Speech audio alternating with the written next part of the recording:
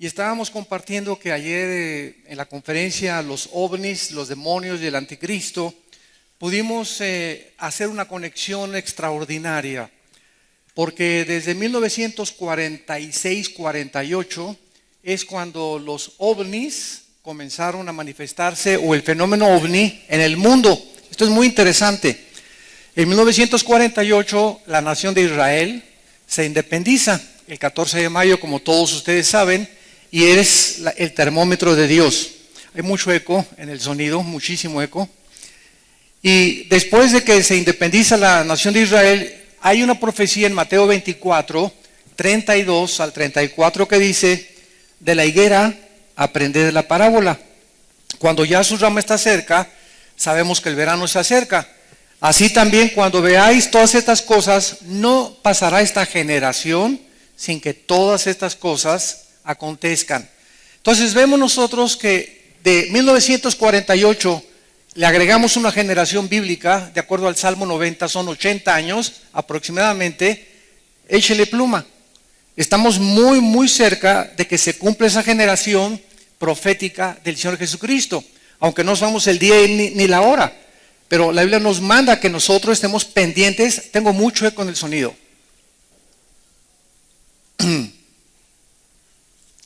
Necesitamos nosotros entender claramente que las señales que nosotros debemos de prestar atención son las que están en la Biblia.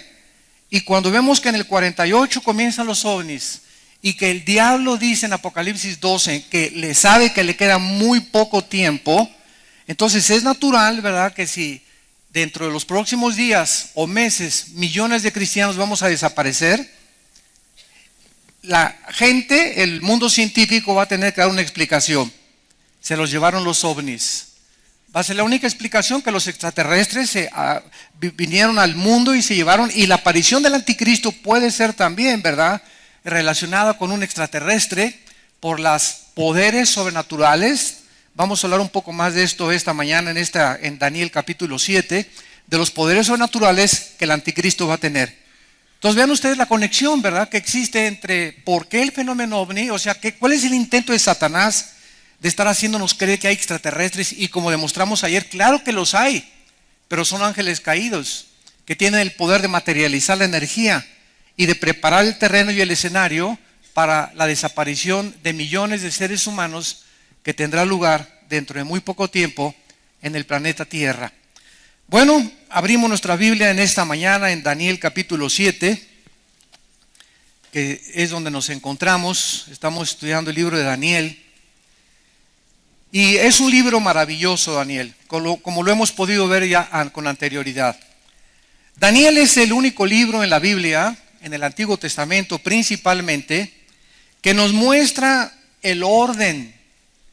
Y para que haya un orden, pues tiene que haber una persona que conozca el futuro. Y solo Dios puede poner en orden los acontecimientos internacionales y los imperios mundiales tal y como se sucedieron en la historia, porque Él es el Dios de la Biblia. Y como decíamos ayer también en la conferencia del desayuno, el hecho de que la Biblia haya revelado con más de 30, 40 siglos de anticipación el genoma humano, que va a ser nuestra próxima conferencia, la corrupción del genoma humano, nos muestra que es un libro sobrenatural. Porque hasta 1860 se descubrieron las leyes de la herencia por Gregorio Mendel. Y casi un siglo después, 1954, el doctor Crick y el doctor Watson descubren el ADN, el ácido desoxirribonucleico, para comenzar a experimentar y a descifrar a través de 4 letras la increíble y sorprendente información que cada una de nuestras células contiene. Entonces, las evidencias de la Biblia, ¿verdad?, son abrumadoras. Cuando yo oigo a un ateo, siempre le digo: ¿qué te hizo llegar a concluir que no existe Dios? Pues es que esto y el otro, ¿verdad? Es que un juez nunca puede emitir una sentencia sin tener evidencias para condenar a un sujeto. Y las evidencias son examinadas para ver si es culpable o es inocente. Así nosotros, como les digo yo a los ateos, ¿cómo se pueden ustedes atrever a concluir no hay Dios cuando no han examinado las evidencias? Y las evidencias que la Biblia nos muestra, científicas, genéticas, proféticas, históricas, arqueológicas, físicas, son sobrenaturales. La Biblia no pudo haber sido hecho por ningún ser humano. Y se adelanta el periódico de Mañana en la Mañana en sus descubrimientos científicos. Daniel pues nos pone en orden claramente el orden de los imperios mundiales desde el año 600 hasta la segunda venida de Cristo. Antes de Daniel solamente hubo dos imperios, el egipcio y el asirio. Pero en el año 583 el rey Nabucodonosor llega a Jerusalén y la sitia y se lleva cautivos a más de 50 a 100 mil judíos a Babilonia, que es ahorita Irak. Y de ahí en adelante Dios le revela, como ya lo vimos en el capítulo 2 a Daniel, que después de Babilonia o Irak vendrían los medos y los persas, que actualmente es Irán, la nación de Irán. En 1935 se le cambió el nombre de Persia a Irán por el Shah de Irán. Y después de los medos persas, dice la profecía de Daniel que vendrían los griegos. Alejandro el Magno venció a los medos y a los persas y a los 33 años murió en lo que es ahorita Irak. Y después de Alejandro el Magno vinieron los romanos, el imperio romano. Así que estos cuatro imperios que están repetidos en Daniel 7 a través de nombres de bestias, porque el Espíritu Santo, para poder ilustrarnos qué es lo que se encuentra detrás de cada imperio, lo sanguinario, la crueldad que existe de todos estos imperios del pasado, tuvo que escoger nombres de animales depredadores, de animales salvajes. Y de Roma a nuestros días no ha habido ningún imperio, porque de acuerdo a la estatua de Nabucodonosor en el capítulo 2 son las piernas de hierro y los dedos mezclados con barro y con hierro, que son y representan la última forma de gobierno mundial antes de que venga el anticristo. En otras palabras, la Biblia profetizó hace 2600 años que antes de que Cristo regresara iban a haber 10 naciones que surgirían del antiguo imperio romano. De las naciones que formaron el último imperio hace 2000 años, iban a surgir 10 naciones para conformar la última confederación política, de las cuales saldría el famoso cuerno pequeño o el anticristo, el hijo de perdición o la bestia, de acuerdo al libro de Apocalipsis. Así que nos encontramos ahorita ante un panorama internacional interesantísimo, porque pues en el siglo XX, ¿verdad?, los ingleses derrotaron a los otomanos en 1924 y después vino la Segunda Guerra Mundial, donde sacaron a los ingleses del Medio Oriente, y de la Segunda Guerra Mundial hasta nuestros días, la única nación que se levantó con la supremacía política, económica y militar del mundo fue los Estados Unidos de Norteamérica, compitiendo desde 1950 hasta el 89 con la Unión de Repúblicas Socialistas Soviéticas o la actual Rusia, que en 1989 Mikhail Gorbachev tuvo que reconocer públicamente el fracaso del sistema comunista. Así que llegamos al siglo XXI y Estados Unidos comienza a decaer ante nuestros ojos. Ahorita hay una deuda de más de 18 trillones de dólares del gobierno federal norteamericano.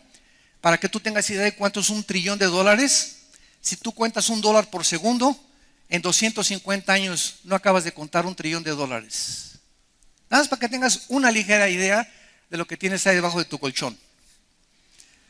Entonces, esto es impresionante.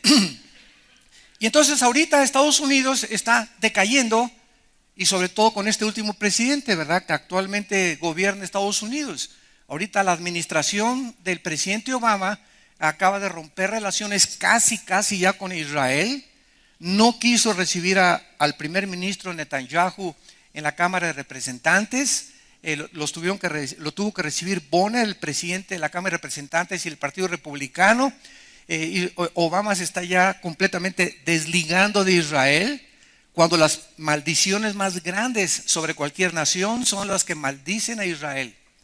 Entonces vemos de qué forma Estados Unidos se está perdiendo ya su supremacía política, económica y militar, y nos damos cuenta por qué ya no interviene tanto en el Medio Oriente, por qué no interviene tanto para detener al grupo terrorista de ISIS, por qué no interviene ante Rusia, ante la invasión de Ucrania y de Crimea del presidente Putin, y por qué China tiene controlado económicamente a Estados Unidos en el siglo XXI. Ahora, la pregunta es la que sigue. Si Estados Unidos desaparece como el líder de las naciones y el policía del mundo, porque Estados Unidos libró al mundo del nazismo, del comunismo y del fascismo. Así que si ya no hay este policía, si ya no hay alguien que le diga a la gente, pues ya no avances o no hagas esto, etcétera, etcétera, la pregunta es, ¿qué nación o naciones se van a levantar ahorita en el mundo, en este siglo que vivimos, en el siglo XXI, para tratar de poner orden en el mundo e impedir que Rusia avance sobre Europa, que Corea del Norte invade a Corea del Sur, que China comience a controlar todas las islas enfrente del Japón, que Sudamérica no se convierta en un continente completamente comunista, ¿verdad? Dictatorial en todas las naciones? ¿Quién va a poner el orden en este vacío de liderazgo que existe? La Biblia es muy clara y la Biblia profetizó que antes de que Cristo viniera no iba a ser Estados Unidos, ni Rusia, ni Francia, ni Alemania, sino 10 naciones, que se levantarían 5 de Europa y 5 del Medio Oriente, porque el antiguo imperio romano se dividió en Europa, Alejandría y Constantinopla en Turquía. Y aquí en el capítulo 7 de Daniel se nos muestra al principio del capítulo una guerra en el espacio donde están combatiendo 4 principados satánicos. Y sobre el mundo que está aquí abajo, en el mundo físico terrenal, estos principados están luchando por la supremacía también del gobierno del mundo aquí abajo en la tierra. Porque todo lo que pasa aquí abajo en la tierra es influenciado por el mundo espiritual invisible que nos rodea. Así que todas las revoluciones, golpes de estado, grupos terroristas, ataques contra Israel, ataques contra el cristianismo, contra la Biblia, contra nosotros, todo tiene su influencia en el mundo espiritual. Y nosotros que aquí estamos, el pueblo y el ejército de Dios, somos los únicos que podemos luchar para impedir y avanzar el reino de Dios. Y estamos entre nosotros peleándonos, criticándonos. Y ahí ya no voy porque me miró doña Chole muy fea en la iglesia, y porque no entiendo esto y el otro, sin conocer la palabra de Dios, sin presentar defensa, sin ganar las almas, sin estudiar entre semana con un discipulado, ni tomar en serio sistemáticamente la enseñanza de la palabra de Dios. Estamos como un ejército, ¿verdad?, en el desierto, quejándonos como en el Antiguo Testamento, y que tengo problemas muy grandes, y ay, hermano, ore por mí, y la hermana Chencha tiene 3 años que me pide que ore por ella, y en 3 años no ha podido superar los problemas que ella tiene. Y es increíble el estado espiritual en que se encuentra actualmente el pueblo de Dios. Y creo que debemos levantar ya nuestros ojos, porque nuestra redención se acerca. Y llega el momento, ahorita estamos viviéndolo, en el que se está probando quiénes son del Barcelona y quiénes son del Real Madrid, quiénes son de las Chivas y quiénes son de la América. Ya no va a haber nadie con una camiseta Águilas, Chivas. O traes la camiseta de un partido o traes la camiseta del otro. Tú no puedes estar de los dos. Tienes que decidirte a quién le vas y en qué equipo quieres vencer. Así que ya no puedes ser pues cristiano a la mitad y cristiano de veras. ¿Eres o no eres? Y ahorita es cuando se va a demostrar en este tiempo donde el Espíritu Santo está probando, refinando a los cristianos y sacando la maldad de las iglesias y manifestando los corazones de los seres humanos.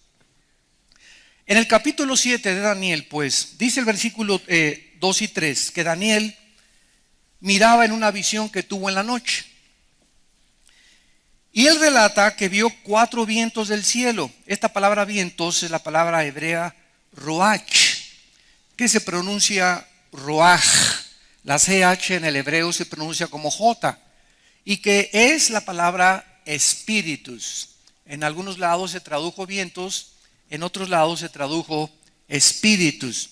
Entonces aquí se tradujo, yo tengo la versión de 1960, se tradujo: vi 4 vientos del cielo combatían en el gran mar.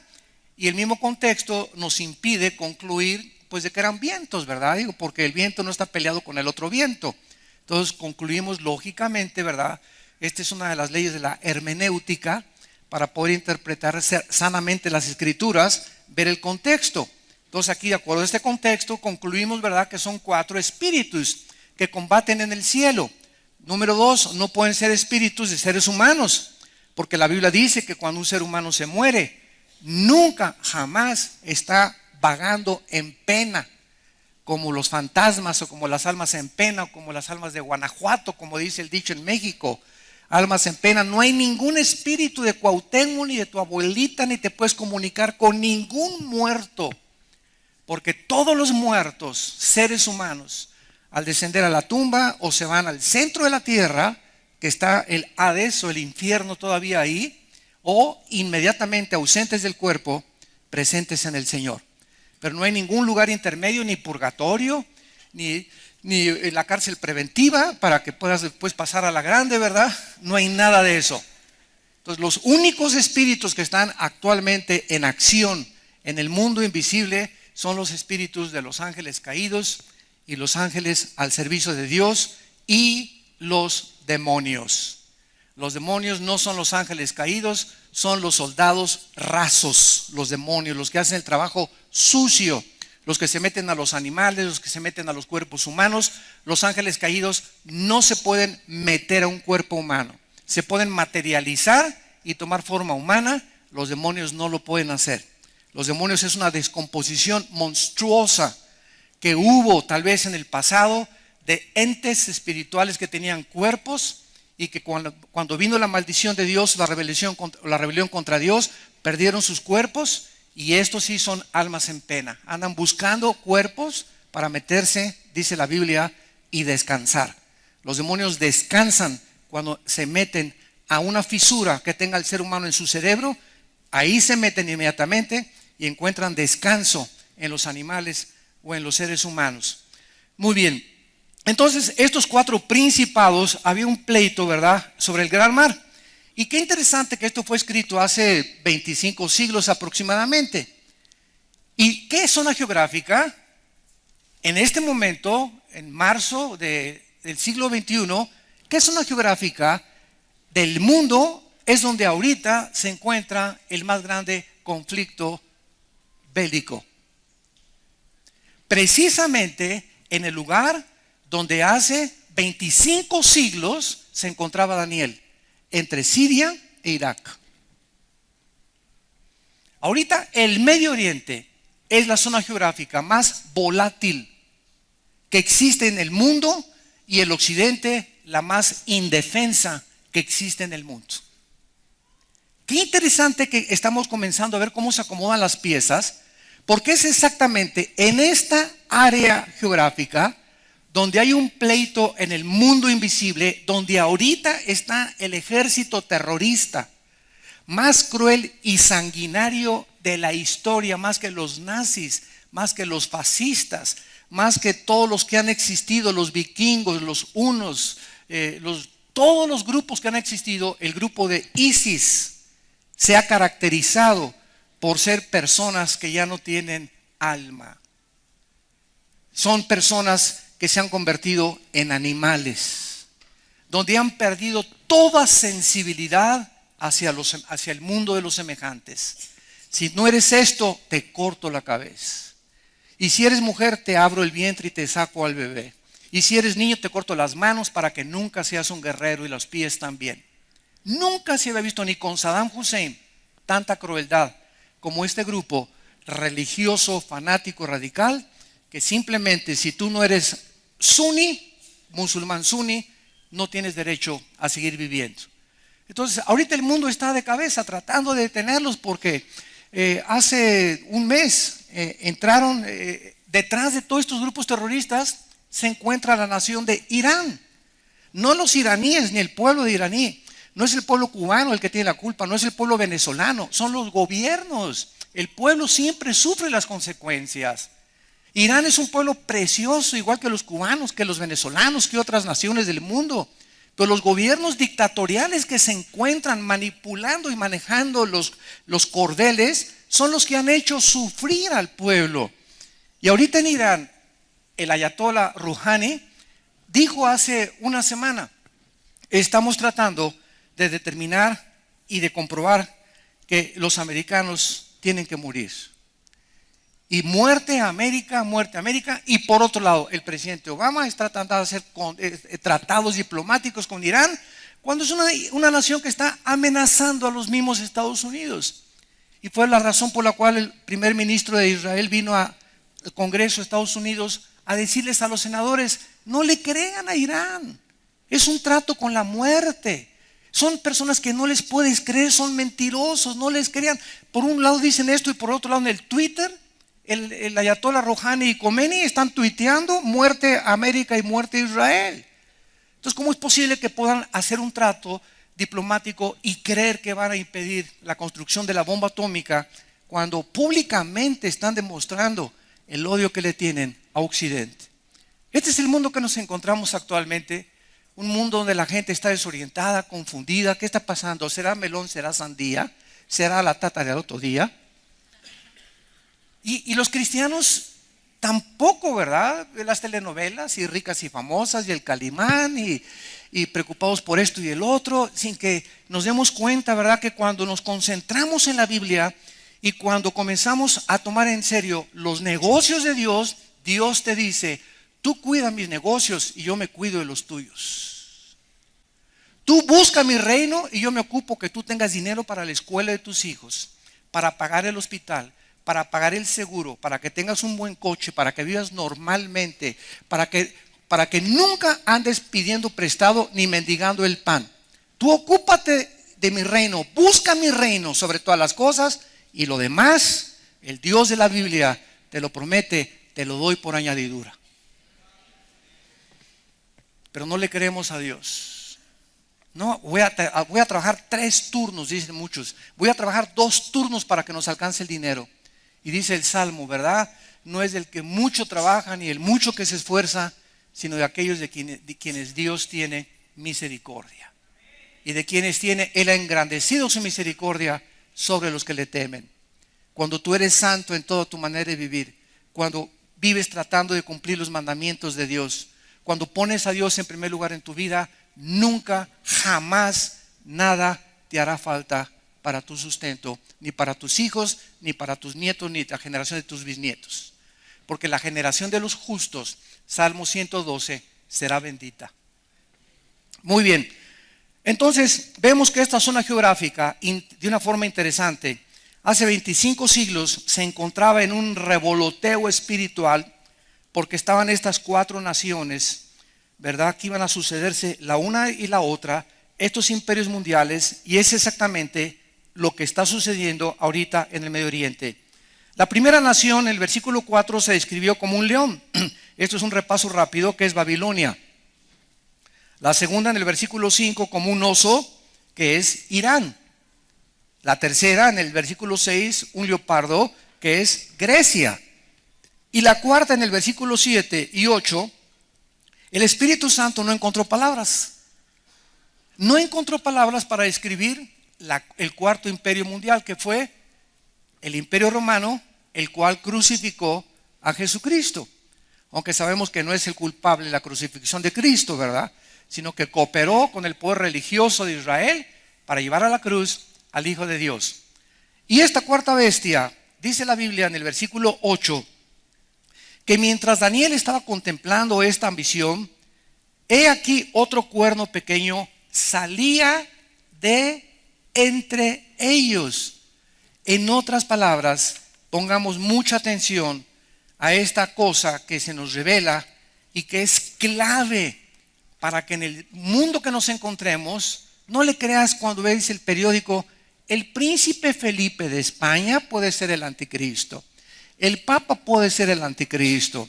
Hasta Obama lo están ya calificando el anticristo. Llegó que el presidente de Inglaterra, o el primer ministro de fulano de tal. No podemos ahorita, bajo ninguna circunstancia, clasificar o catalogar a ningún líder político hasta que se forme la confederación de 5 naciones de Europa y 5 naciones del Medio Oriente. Cuando oigamos nosotros mañana en el Universal, en los periódicos, en el Excelsior, ¿verdad? El Reforma, en el Der Spiegel de Alemania, en el Le Monde de Francia, etcétera, etcétera. Cuando oigamos en el New York Times que en el mundo entero se está formando una confederación entre Europa y entre el Medio Oriente para que se unan y garantizar el fluido del petróleo al occidente. Hasta que estas 10 naciones no se formen, no saldrá el anticristo. Porque es hasta que estén formadas las 10 que de ahí, dice el versículo 8, salió un cuerno pequeño entre ellos. O sea, el personaje del anticristo surgirá de esta zona geográfica donde estuvo el Imperio Romano hace 2000 años.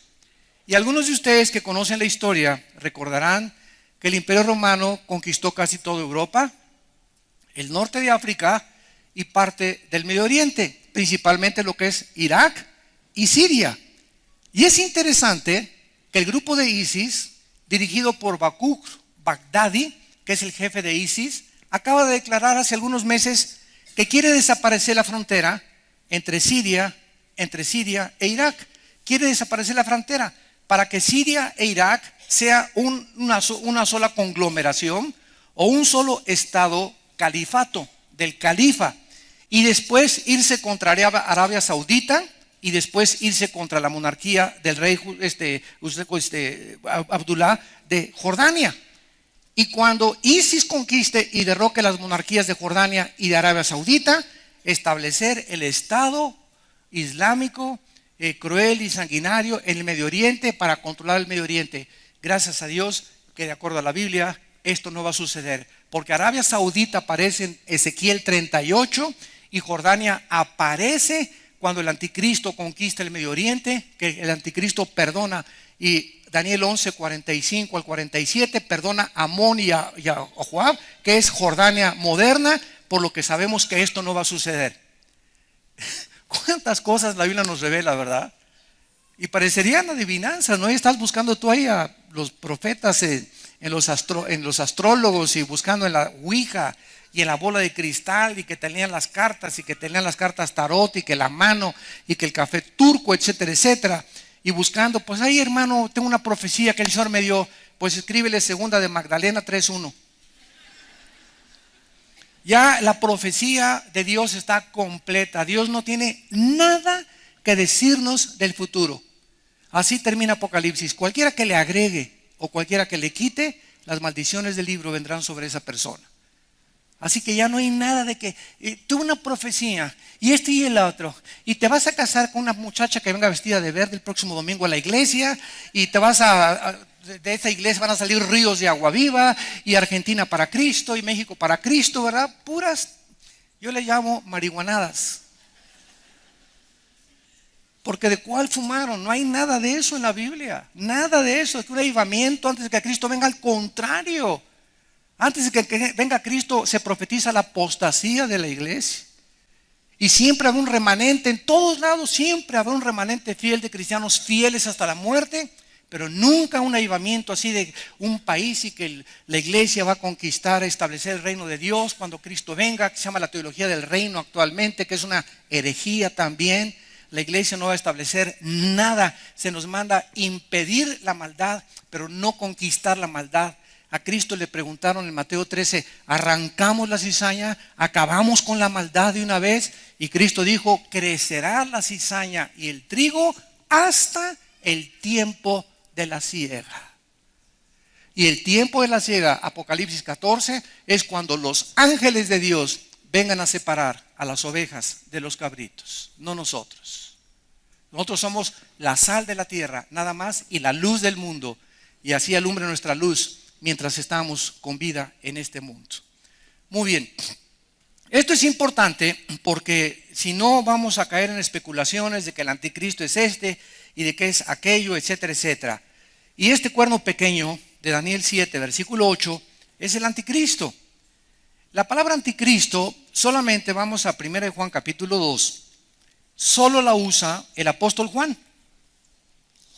Ningún otro apóstol usa la palabra anticristo más que el apóstol Juan. Y dice en 1 Juan capítulo 2, versículo 18: hijitos, ya es el último tiempo, y según vosotros oísteis que el anticristo viene. Pregunta, si pusieron atención, ¿cuándo comenzaron los últimos tiempos?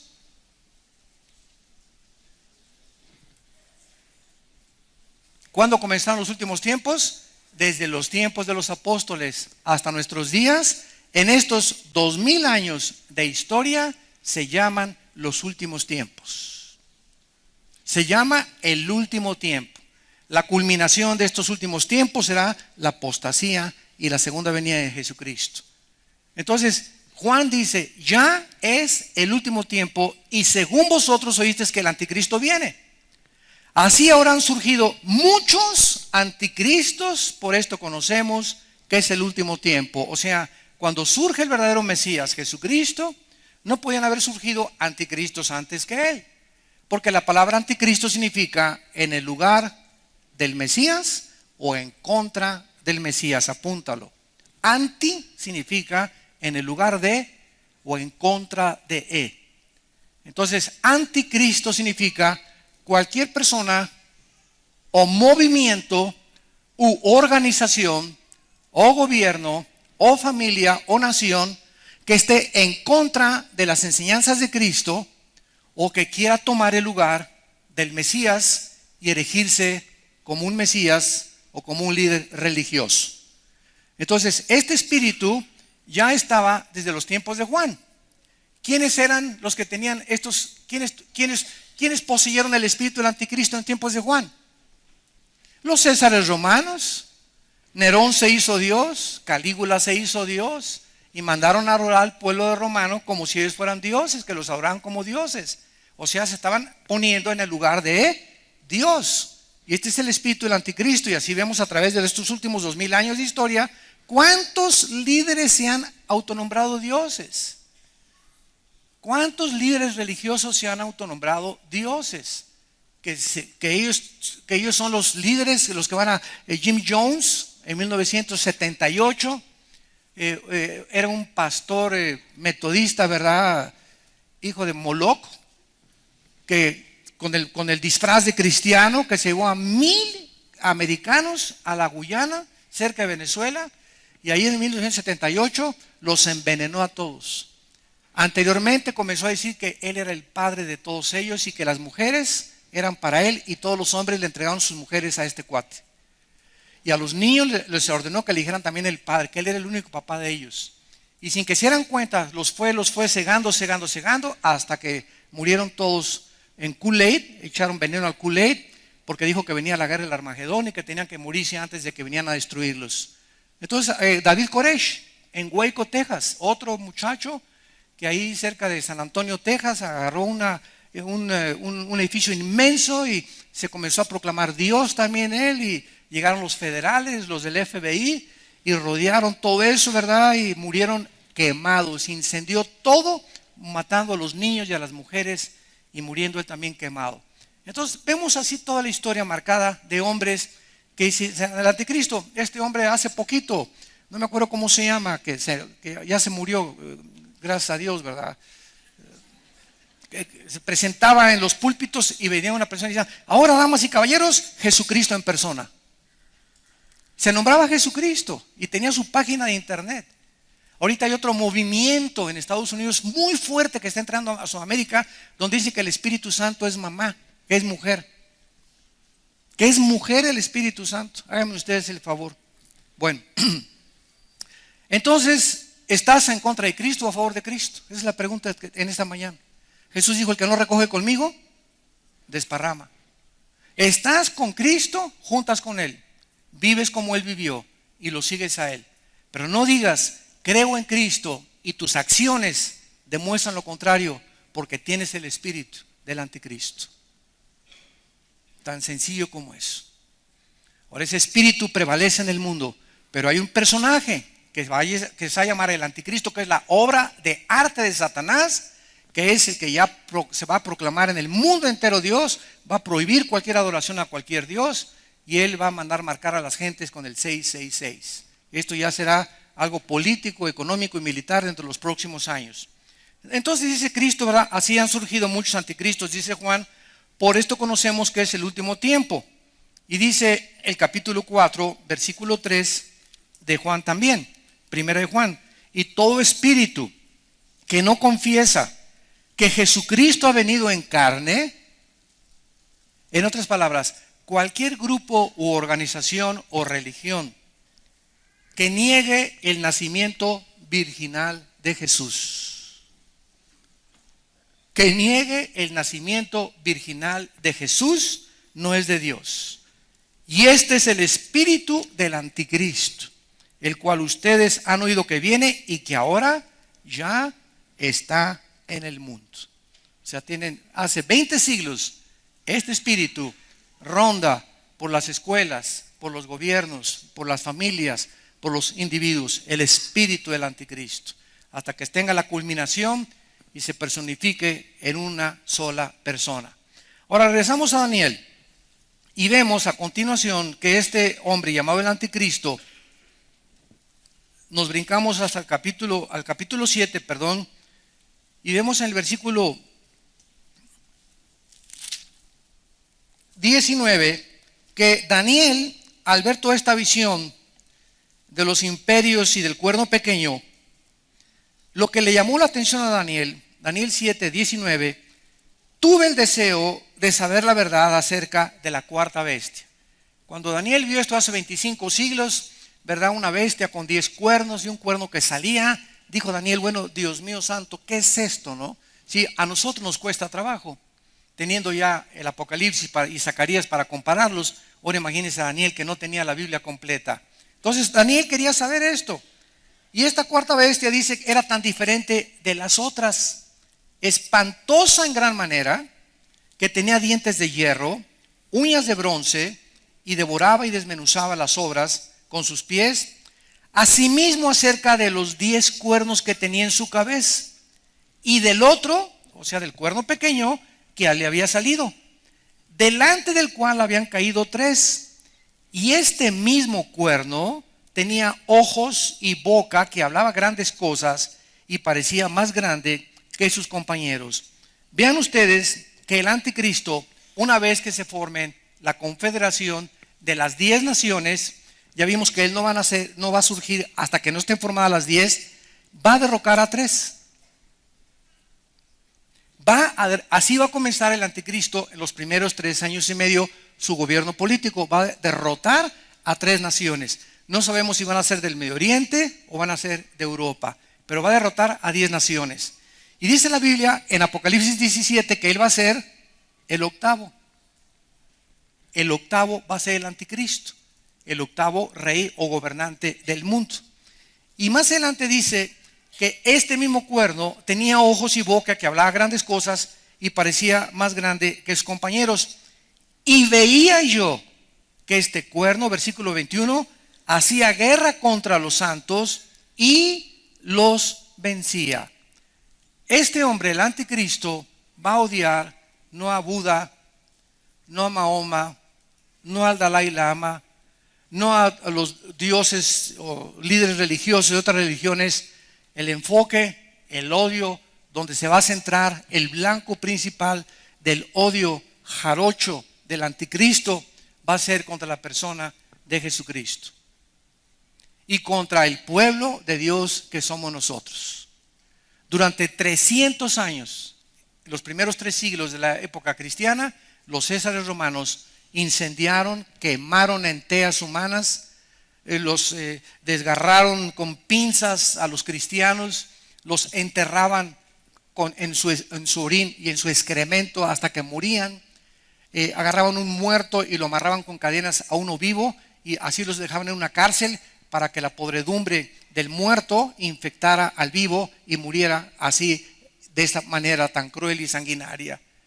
Todas estas cosas las hicieron en el nombre de Dios contra el cristianismo, hasta que el emperador Constantino, en el año 324 aproximadamente después de Cristo, absorbe el cristianismo, acaba las persecuciones, y del año 324 hasta 1961, escucha esto, del año 324 hasta el año 1961, en el Segundo Concilio Vaticano, el Papa Juan XXIII, que ha sido de los mejores papas que Roma ha tenido, le dicen el Papa Bonachón, Juan XXIII es el primer papa desde el siglo III hasta 1961, es el primer papa que lee la Biblia.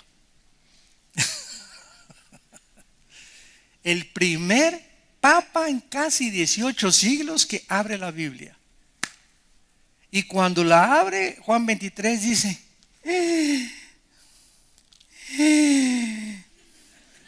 Jesús, María y José y el burrito que los acompañan.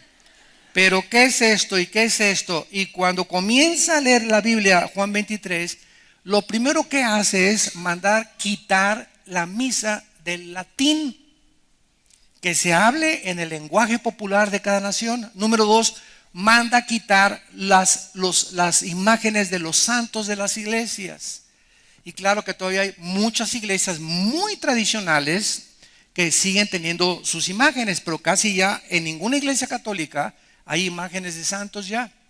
El Papa Juan XXIII comienza y permite por primera vez que el pueblo lea la Biblia sin el permiso ni la supervisión de los obispos. Yo todavía recuerdo en la casa de ustedes, yo estaba chico y teníamos un piano y había una Biblia así en el piano, con su estante aquí recargada, con un candado. Yo recuerdo, me levantaba a las 11, 12 de la noche y le hacía así, quería ver, y tenía fotos, me acuerdo de Noé en el diluvio, y veía así las cosas, y era como algo, un tabú, ¿verdad?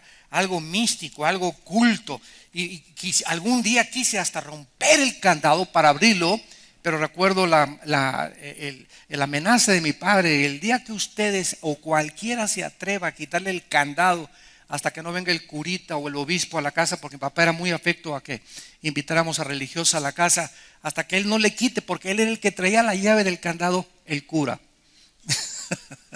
Y él tenía que venir y quitarle y abrirle la Biblia. Y yo no me acuerdo ni de las historias que nos contaba, ¿no? Pero estaba prohibido, que el pueblo no la podía leer sin el permiso de Roma. Y Juan XXIII quita eso, y desde el 61 hasta nuestros días y 62, gracias a Dios, ¿verdad? Ahora los católicos leen la Biblia y tenemos miles de hermanos católicos que estarán con nosotros en el cielo, por la gracia de Dios. Porque cuando un católico se convierte, ¿verdad? Forzosamente con el tiempo el Espíritu Santo tarde o temprano le va a abrir el entendimiento, pero así cuando venga Cristo, va a haber católicos que no tuvieron la suficiente luz, pero aceptaron a Cristo como su Señor y Salvador, y va a haber cristianos que se van a quedar también aquí. Así que no te creas que porque estás en esta iglesia ya tienes la visa para poder entrar al otro lado. Tienes que demostrarle a través de tus acciones y de tus obras, porque al que mucho se le dio, mucho se le pedirá. Y aquel que no conocía la voluntad de Dios y no se preparó, recibirá menos azotes. Muy bien. Ahora veamos en segundo lugar, en Daniel 7, esta oposición del anticristo en contra de Dios, en contra del cristianismo, y lo vemos también en Mateo. Vamos a ver tres pasajes. El primero es en Mateo capítulo 24, Mateo 24, del 9 al 10, dice así. Mateo 24, del 9 al 10, entonces os entregarán a tribulación. Es Cristo profetizando los acontecimientos antes de su venida. Y serán aborrecidos de todas las gentes por causa de mi nombre.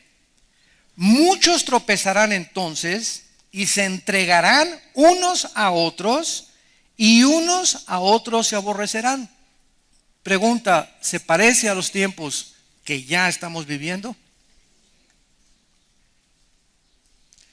A mí me da miedo, ni me gusta, ¿verdad?, meterme a internet, en YouTube, a ver todos los ataques de las iglesias, o de cristianos, o que dijo este fulano, y que este y que el otro, y que este por acá, y que falso profeta, y por aquí, por allá, etcétera, etcétera, y atacándose entre los hermanos y entre iglesias y denominaciones. Y me mandan los links a nuestra página, ¿verdad? Ni les hago caso. ¿Por qué? Porque ensucia solamente nuestra mente. Es impresionante lo que está pasando en el mundo cristiano. Y que un cantante dijo una cosa y ya lo malinterpretaron y ya le pusieron cruz y al ratito lo ponen en una hoguera y lo van a quemar. Porque parece que somos el único ejército que cuando alguien se cae, lo dejamos tirado y hacemos leña con él.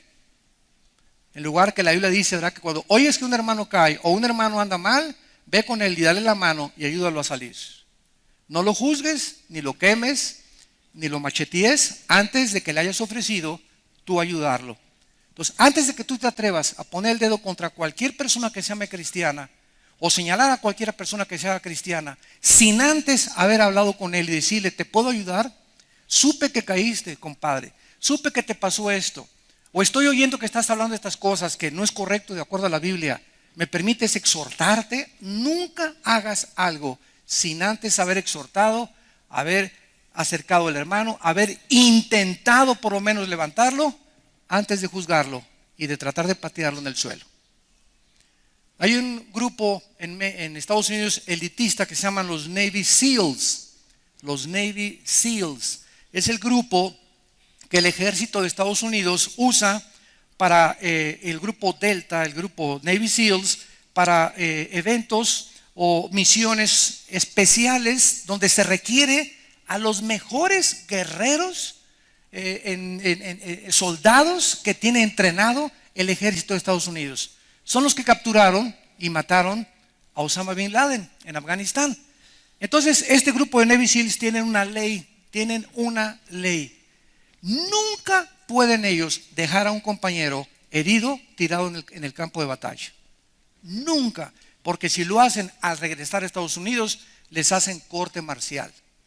Que iba el helicóptero y si alguien se cayó, alguien se regresa y entre los balazos y el polvo y todo lo tienen que recoger y echárselo al hombro, pero es la ley entre ellos. Nunca nos dejaremos caídos. Ojalá que esta ley marcial, verdad, bélica, pudiéramos nosotros apropiar en la vida cristiana. Nunca dejar, cuando oímos que un hermano cae, dejarlo caído, ir a buscarlo para levantarlo. En lugar de decirle, ay Pancho, ya me dijeron que anoche te vieron en Garibaldi a las 11, pero estabas hasta atrás, borracho parrandero, al infierno te vas a ir con todo, hijo de Moloch. Ni te pares en la iglesia, no mereces ni llamarte cristiano. Cuando estás haciendo todas esas cosas, hay 3 dedos que te apuntan hacia ti. Hay 3 dedos que te apuntan hacia ti. Como dicen Gálatas, cuando se ha sorprendido a algún hermano una falta, trata de con humildad y mansedumbre restaurarlo, sabiendo que a lo mejor tú también puedes. A lo mejor no has caído en eso que cayó Juan en Garibaldi anoche, pero a lo mejor tú no sabes algún día que puedes caer en alguna otra cosa. Entonces tenemos que tener entre nosotros compasión, misericordia, saber que Dios no ha acabado con ninguno de nosotros y todos cometemos errores y todos tenemos problemas, y cuando alguien se porta demasiado mal, Dios se lo ejecuta. Esos no se escapan. Esos brothers no se escapan. Dios les da, pero les da duro. Pero nosotros no somos jueces. Podemos denunciar públicamente. Yo hay un hermano que dijo que éramos dioses, que Jehová Dios, que éramos Jehová Junior. Lo oí en la televisión. Y cuando yo oigo que una herejía se predica públicamente, yo tengo la obligación, sin juzgar al hermano ni sus motivos tampoco, simplemente decir, lo que esa persona dice no es bíblico. ¿Por qué? Porque ha infectado a millones de personas y hay que quitar y echar desinfectante para combatir esa infección. Pero no atacar a la persona, porque somos criados a la imagen y semejanza de Dios. La persona, Dios se encarga de ella. Nosotros defendamos la integridad de la palabra de Dios, pero amemos a las personas, porque somos criados a la imagen y semejanza de Dios. Yo veo un homosexual y no le digo, te vas a ir al infierno, eres peor que Sodoma y Gomorra, etcétera, etcétera. Hay que amarlos, ¿verdad? Hay que amarlos y hablarles y decirles, yo no estoy de acuerdo con el estilo de vida que tú tienes, pero como persona te tengo que amar. Y cuenta conmigo, si te puedo ayudar, te ayudo, ¿verdad? Pero no estoy de acuerdo con la forma en la que tú estás viviendo porque es desagradable ante los ojos de Dios. Y lo podemos denunciar públicamente que la homosexualidad es un pecado muy grave delante de Dios. Pero a las personas no las odiamos, entendamos los santos de Dios. Entendámoslo, no los podemos odiar a nadie, ni maldecir a nadie jamás. Fuimos nacidos para bendecir, no para maldecir. Que si Dios quiere maldecir, que lo haga Él, pero no nosotros. Ni los ángeles se atreven a maldecir a las potestades superiores. Dice 2 de Pedro capítulo 2. Y dice en el libro de 2 de Tesalonicenses capítulo 2, 2 de Tesalonicenses, en penúltimo lugar, el anticristo no solamente desatará la persecución más grande, y ya lo está haciendo, porque hay hermanos que se han convertido en verdugos de los demás. Hay hermanos que ahorita se dedican, tienen el ministerio de la supervisión, el ministerio de supervisión, ¿verdad?, de los demás. De estar buscando, como dice por ahí un expresidente, el prietito en el arroz. El prietito en el arroz, a eso se dedican. Dice en 2 de Tesalonicenses capítulo 2, versículo 8, entonces se manifestará aquel inicuo, habla del anticristo, a quien el Señor matará con el espíritu de su boca y destruirá con el resplandor de su venida. Inicuo cuyo advenimiento es por obra de Satanás con gran poder y señales y prodigios mentirosos. O sea, la entrada del anticristo al escenario mundial será sobrenatural. Si a Hitler se inclinaron delante de él 85 millones de alemanes, si a los césares romanos que no hacían milagros, no hacían milagros, no cambiaban ni el vino en leche siquiera, los césares romanos los adoraron como dioses. Ahora imagínense a una persona político que resuelve los problemas del Medio Oriente, problemas de la pobreza en Grecia, en Portugal, en Italia, en España, que resuelve los problemas de los gobiernos en Sudamérica, que comienza a haber un cambio así aparente en el mundo. La gente va a decir, Dios mío, pero teníamos ya siglos esperando a otro héroe de la independencia, a otro hombre, ¿verdad?, íntegro, otro hombre que pudiera ya solucionar lo que no hemos podido, tantos pleitos y tantas guerras, y que lo haga con poderes sobrenaturales el anticristo. Entonces esto lo va a hacer que el mundo lo adore como un Dios y van a ser engañados. Dice el versículo 10 que van a ser engañados con engaño de iniquidad para los que se pierden. ¿Quiénes van a aceptar al anticristo? ¿Quiénes van a creer en los falsos milagros? ¿Quiénes van a estar vivos en ese momento? Los que rechazaron antes a Cristo. Y nosotros ya no estamos aquí. Aquí, ¿verdad? Ya, adiós mundo cruel, ya nunca te veré. Nos fuimos en el arrebatamiento de la iglesia. Y dice, ¿por qué? Por cuanto no recibieron el amor de la verdad para ser salvos. ¿Qué pasa cuando rechazas a Cristo? Escucha lo que te voy a preguntar. ¿Ustedes creen que Dios engañe a alguien? Los que digan no están reprobados en teología. ¿Qué pregunta, verdad? ¿Ustedes creen que Dios engaña a alguien? La pregunta es sí. ¿Dónde dice? Ahí dice. Versículo 11. Por esto Dios, no el diablo, vean ustedes lo que dice la Biblia, que a las personas que rechazan la verdad, Dios se encarga después de engañarte para que te vayas todavía mucho más lejos de la verdad. Dios les envía un poder, una energía engañosa para que crean la mentira. A fin de que sean condenados todos los que no creyeron a la verdad, sino que se complacieron en la injusticia. La tragedia más grande de una persona que rechace a Cristo y a la verdad es que esa persona va a ser abandonada por Dios. Y va a llegar un momento en el que cuando tú quieras arrepentirte o cuando tú quieras creer la verdad, no lo vas a poder hacer. ¿Por qué? Porque ya cuando llegas a un momento como el faraón de Egipto. El faraón de Egipto decidió: no te dejo salir, Moisés, no te dejo salir, Moisés, no te dejo salir. Solo Dios sabe cuando alguien ha llegado al límite de la paciencia de Dios. Y cuando alguien llega a ese límite, Dios le dijo a Faraón: ahora yo, Faraón, te voy a endurecer. Y Dios endureció a Faraón a propósito para hacer sus milagros y su gloria y mandar las plagas y glorificar su nombre. Usó la maldad de ese hombre para traer gloria a su pueblo. Cristo permitió que el diablo cometiera suicidio en la cruz. El diablo se suicidó al matar a Cristo, porque si el diablo hubiera sabido lo que hubiera pasado a los 3 días, no le hubiera tratado de quitar la vida a través de Judas. Pero vemos de qué forma la maldad se autodestruye a sí misma. Y el diablo cometió, el mal fue suicidado en la cruz, porque fue vencido él mismo con el propio mal. Oh, sabiduría de los caminos y del conocimiento de Dios. Cuán profunda es la manera en la que Dios piensa y cuán eternamente Dios nos ama. Padre, te damos gracias por tu palabra en esta mañana.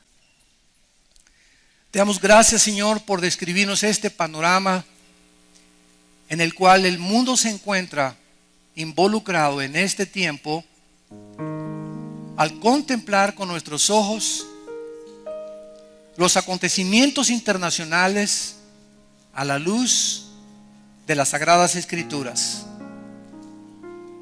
Jesús dijo: he aquí os lo digo todo, para que cuando suceda se acuerden que se los dije antes, y para que ustedes sean mis testigos que yo soy Dios, que no conozco ningún otro y que nunca te dejaré y nunca te desampararé. Estaré con ustedes hasta el fin del mundo. No se turbe tu corazón ni tengas miedo de nada, de nada. En la casa de mi Padre hay muchas moradas. Voy a prepararles un lugar para que donde yo esté, tú estés conmigo muy pronto. Y si viniere y os tomare tu vida y te llevare conmigo, podrás descansar eternamente y saber que valió la pena haber creído en el nombre del Hijo de Dios. Te damos gracias por este amor tan inmenso y eterno, Señor, y porque tú eres nuestra luz, nuestra salvación y nuestra fortaleza, de quien hemos de temer.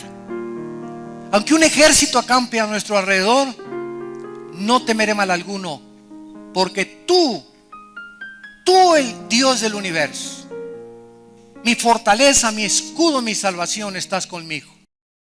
Nunca me dejarás ni me desampararás. Si tú en esta mañana, o ustedes que nos ven a través de la televisión, hay alguien que quiere invitar a Cristo a su vida por primera vez, hazlo con estas palabras.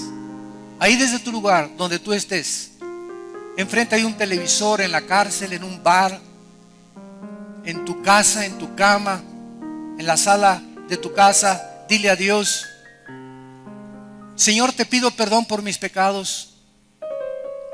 Creo que en la cruz Cristo pagó con su sangre por ellos.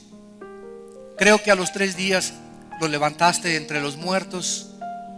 Y por ello te pido, Jesús, porque creo que vives, que entres a mi corazón como mi Señor y Salvador.